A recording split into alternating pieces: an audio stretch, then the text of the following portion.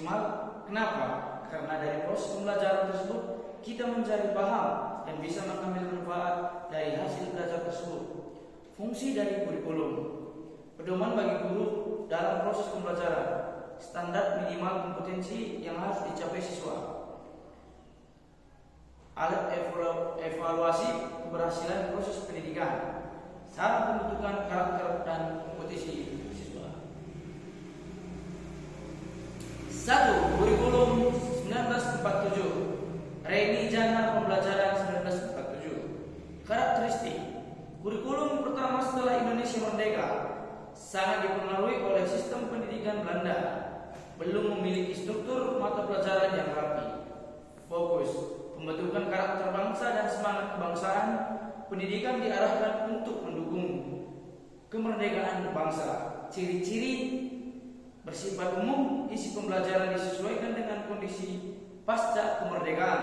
Pembelajaran masih terfokus pada guru. Selanjutnya, kurikulum 1952. Karakteristik: sudah mulai terstruktur dengan pembagian mata pelajaran dan jam pembelajaran. Fokus: isi pembelajaran dihubungkan dengan kehidupan sehari-hari siswa. Pendidikan untuk membentuk manusia yang menggunakan masyarakat. Ciri-cirinya: tujuan pendidikan lebih jelas, penekanan pada hubungan antara pembelajaran praktik hidup. Yang selanjutnya, kurikulum 1964 Pancawardhana.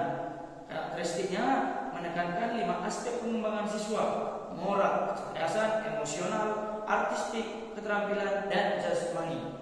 Berupaya menciptakan manusia seutuhnya. Fokus: menyiapkan siswa untuk berpikir mandiri dan aktif dalam kehidupan sosial. Ciri-cirinya antara lain pengembangan seluruh aspek potensi anak, ada pembagian bidang studi dan integrasi nilai-nilai kehidupan. 4. Kurikulum 1968. Karakteristik: diterapkan masa awal Orde Baru, menekankan pada isi dan struktur pembelajaran sistematik. Fokusnya membentuk manusia Pancasila sejati, yaitu beriman, budi luhur, dan memiliki pengetahuan keterampilan. Ciri-ciri pengembangan aspek pengetahuan, keterampilan, dan sikap lebih disiplin dan nasionalistik. Selanjutnya, kurikulum 1975. Karakteristik: menggunakan pendekatan tujuan internasional khusus atau TIK, sangat administratif dan sistematis. Fokusnya meningkatkan efisiensi dan efektivitas proses belajar mengajar. Ciri-cirinya antara lain penjabaran tujuan pendidikan menjadi satu satuan kecil, pembelajaran bersifat instruksional, guru sangat bergantung pada petunjuk teknis. Yang selanjutnya adalah kurikulum 1964 atau CBSA, secara belajar siswa aktif, atau di antara karakteristiknya menekankan pada keaktifan siswa dalam proses belajar. Fokusnya yaitu mengembangkan siswa menjadi belajar aktif dan kritis, secara guru sebagai fasilitator. Ciri-cirinya antara lain pendekatan proses bukan hanya hasil, metode, diskusi, eksperimen, tanya jawab. Tantangannya, banyak guru belum siap dengan metode ini.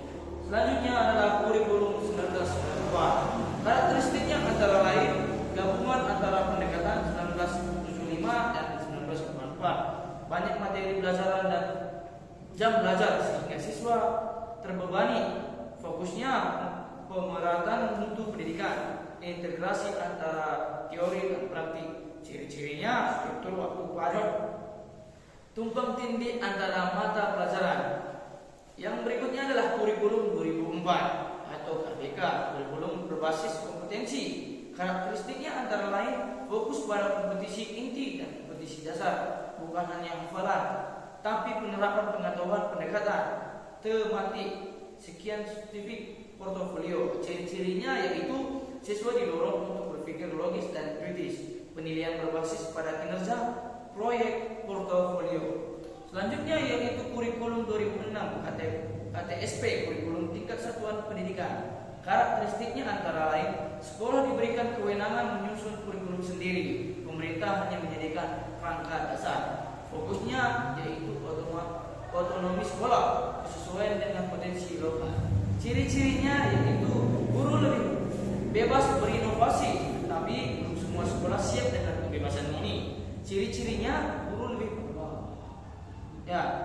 Berikutnya adalah kurikulum 2003 atau K13, karakteristik pendekatan ilmiah 5M, mengamati, menanya, mencoba, menalar, mengkomunikasikan, mengintegrasikan pendidikan karakter dalam semua materi mata pelajaran. Fokusnya mengembangkan kompetensi pengetahuan, keterampilan, dan sikap, menguatkan karakter siswa berdasarkan profil belajar Pancasila.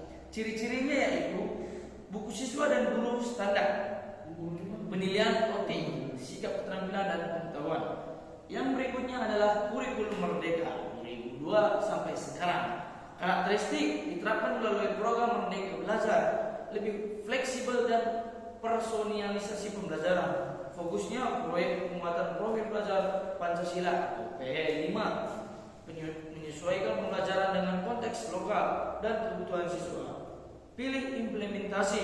1. Mandiri belajar, pakai kurikulum lama, tapi bisa mencoba pembelajaran proyek.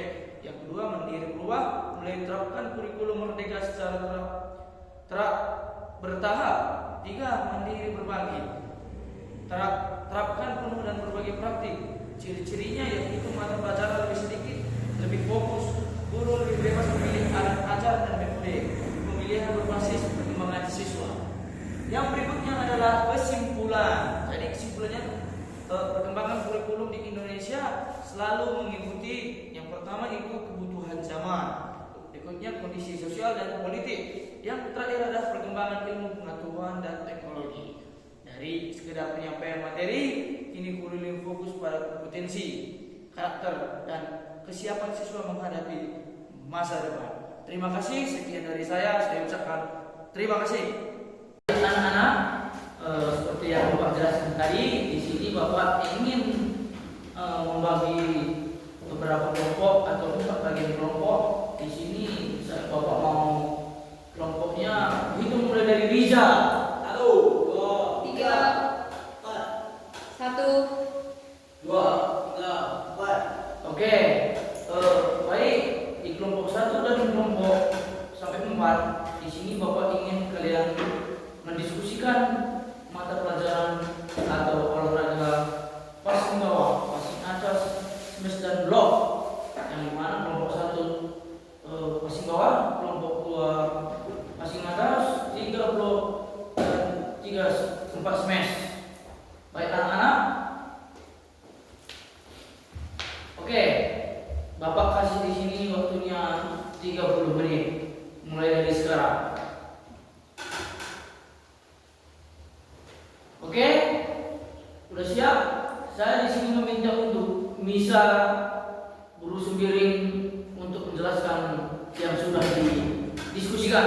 Silakan. Baik Pak, di sini saya akan menjelaskan passing bawah. Pertama-tama kita bikin rapat tangan dan 3 bola datang kita akan mengangkat seperti ini. Baik. Silakan duduk nak Bu. Di sini saya akan menambahi ya beberapa lagi. Jadi dari kelompok 1 sudah benar, tapi di sini Bapak ini menambah sedikit lagi. Jadi passing bawah adalah teknik dasar dalam bola voli yang digunakan untuk menerima atau mengontrol bola yang datang dari bawah, biasanya servis atau smash lawan, dengan tujuan mengarahkan bola ke skater secara akurat.